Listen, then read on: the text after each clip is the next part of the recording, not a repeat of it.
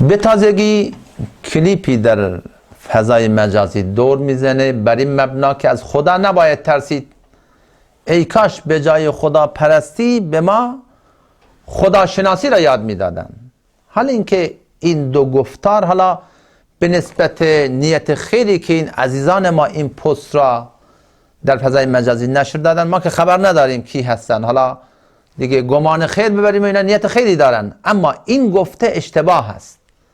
خداپرستی، خداشناسی هیچ مغایرتی و متباینتی با خدا ترسی نداره.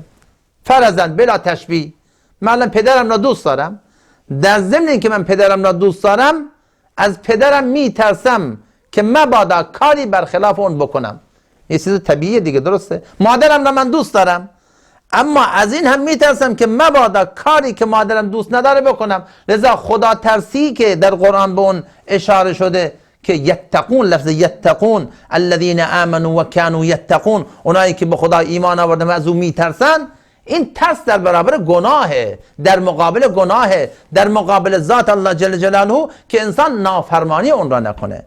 لذا دوستان اینه که در فضای مجازی مطالب دور میزنن و دست به دست میشن، بر هر مطلبی و بر هر نوشتاری و بر هر گفتاری شما اعتماد نکنین ولو اینکه هر کسی باشه. حتما لازمه نظر علمای اعلام اهل سنت و جماعت، همون اشخاصی که در مابین ما مورد اعتماد هستن، از اونا سوال کرده بشه که جناب آیا این گفتار، آیا این نوشتار میتونه مورد قبول باشه یا خیر.